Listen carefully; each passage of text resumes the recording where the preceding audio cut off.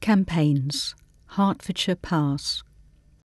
Katie, Patrick and Andrew are all apprentices with Hertfordshire PASS and Workability. Hertfordshire PASS is a charity that helps young disabled people to live independently with self-directed support and employment. Workability was initially set up as a project of Hertfordshire PASS in 2006 to help young disabled people to be employed. The focus used to be on work experience and work tasters, but now it's on apprenticeships. So it's my job to find placements who will take the apprentices on. Katie's job to find the mentors, and Andrew's job to find the young people who will be the apprentices.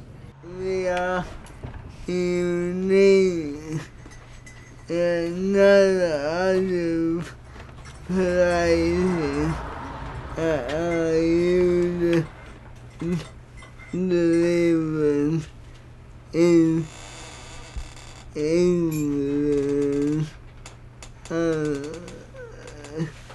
by the delivered. I mean it run by disabled young people. Simone is Campaigns Officer with ALLFIE, the Alliance for Inclusive Education. In 2009, the government published an Apprenticeships Bill. In there was the opportunity for all young people to have access to apprenticeships, including disabled young people. This looked like a great piece of legislation. We supported disabled young people accessing apprenticeships. However, there were major issues that we felt were really important and needed to be addressed. One was the government wanted to introduce the requirement that all young people needed 5 GCSEs in order to get an entitlement to an apprenticeship place. The Alliance thought this was discriminatory in the fact that many disabled young people will not have got 5 GCSEs because of the inaccessibility of the qualification system. Some young people may never ever be able to get 5 GCSEs or be able to get the maths and English as part of the 5 GCSEs, but that doesn't stop them from being a fantastic apprentice. When I found out that you needed 5 GCSEs, that was totally ludicrous in my view, because 5 GCSEs is difficult for anybody to understand and to get.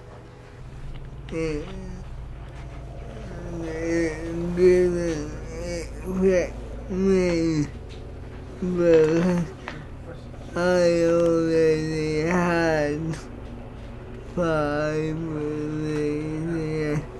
GCSEs. I think all disabled people should be allowed to choose what they want, how many, what they want to do.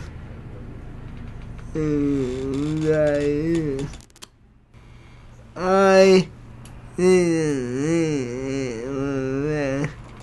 It seemed to be that the 5 GCSEs went right back from history, where that was a sign of a good education, a standard that non-disabled people should have achieved after compulsory education. It was not a standard that was expected to be a good apprentice or to be a good employee in the future. It's really important to know, when we were doing our research, actually the majority of employers were not looking for 5 GCSEs, including maths and English.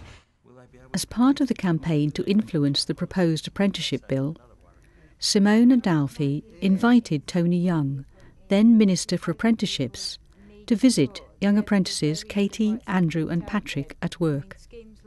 We also thought it was really important to give Lord Young the opportunity to actually see there are other ways that disabled young people can demonstrate their ability other than getting qualifications. There are lots of different ways of being able to do that through demonstration of a database, through putting together videos, putting together pictures and things like that as an alternative to getting 5 GCSEs. When we were constructing the Apprenticeship Bill, we were thinking about the importance of making people aware that an apprenticeship was a good quality experience, that it had proper educational standards, that it had proper entry qualifications. So while we're busy doing what we thought was right generally, then suddenly an organisation like ALLFIE comes along and says, well, actually, yeah, we like the direction of travel, but we don't think you understand the problems of people with disabilities. Why don't you come and meet some of our young apprentices? And I was only too happy to do that. What impressed me about that meeting was two things. One was I developed in me as a person to talk to others, to talk to other people that were in power about my opinions. And then the second thing was that showing what I could do as an apprentice. So when Lord Young told me that he had a granddaughter who had the same disability as me, that was quite encouraging. Because it meant that Lord Young did have a personal interest, and also when we talked to him about the requirements of the Apprenticeship Bill, he did seem very sympathetic to the changes that we wanted to be put in place. Lord Young said, as he went out the door, he was happy to help wherever he can. And I think that's what we need, to know people in the right places. Lord Young, what's been the benefit to you of meeting Simone, Andrew, Katie and Patrick? I think the real value is that they're able to say to you, look, we'll show you some practical examples of involving young people. They need some support, but if you give them that support, they will make a really valuable contribution, not only to whatever employer they're involved in, but to themselves. For me, it was about getting out of the office, not just theorising about it or talking to civil servants, but actually hearing firsthand about people who are having to deal with these problems. And I think it did affect our attitude towards the bill significantly. What we thought was really important is offering an alternative to what the government had proposed, and one of the ways to do that was to ask government to consider for a portfolio of work as an alternative to the 5 GCSEs, which young people can put together to demonstrate their ability to participate in an apprenticeship. Okay. And that idea was successful?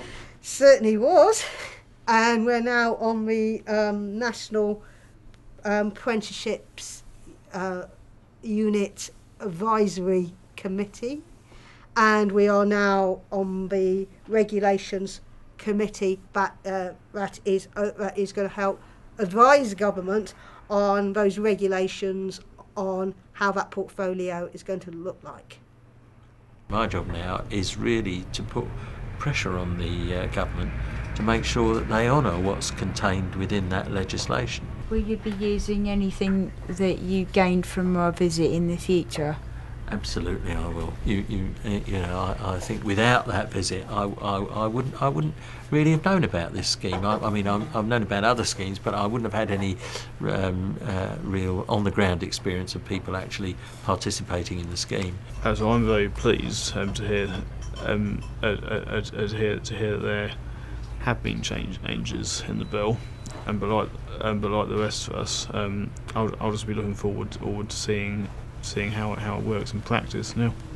we're now in a situation where there's a lot of change being introduced, and so I think it's really important that I've got an organisation here that I can consult and get their opinion. You know, so here we are. I'm in a totally different position now. I'm a member of the opposition, but I still think we've got an opportunity to influence, and in two ways really. One, I think it's about trying to influence this government's policy, which is, you know, maybe a bit of a challenge, but one that we've got to try and do that. And the other thing we need to think about is that the Labour Party itself will be thinking about its future policy.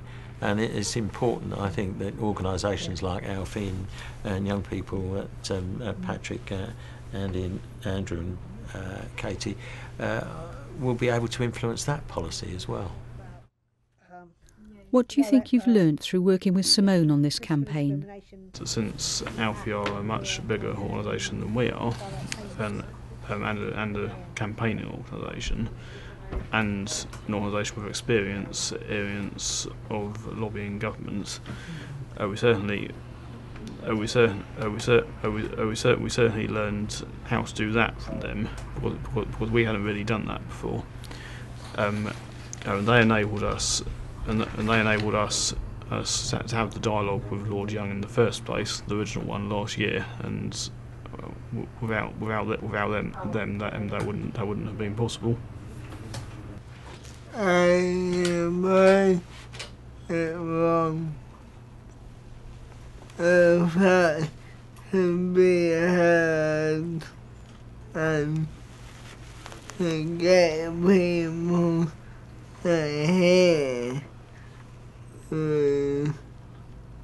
It's really, really important when you're doing campaigning that you work with other organisations who have similar views to yourself, and because the more pressure that you can put onto ministers, the better. From my experience of campaigning, it's the more organisations, more people that campaign in lots of different ways is when you really do get the best results possible. What advice would you give to other young people who want to campaign? Don't be scared of going out there. You know, if you have an opinion, or if you have an issue that you want to raise with somebody, or somebody in power like Lord Young, you know, go up and tell them. Write letters. If you can't write a letter, just put it down on tape. Do a video letter. You know, you could easily get somebody to help you and support you in what you're doing. To have the courage of your convictions and to act upon them. And because if we hadn't had that, then we wouldn't have been able to meet Lord Young, and to play a part in changing the Apprenticeship Bill in the first place. My advice to young people is to think about what you feel strongly and passionate about, and find an organisation of disabled people that are just as passionate about the issue, and get stuck in. And I want to thank ALLFIE for helping me out with to learn all about campaigning and everything. So it's really helped boost my potential as a person, and it's got me the confidence. And yeah, disabled people, if they have the passions, you know, well, what's to stop them from going out there and sharing those passions and their opinions? If they feel that they want to make if they want to make a stand about their issues, that they should, and their opinions should be heard.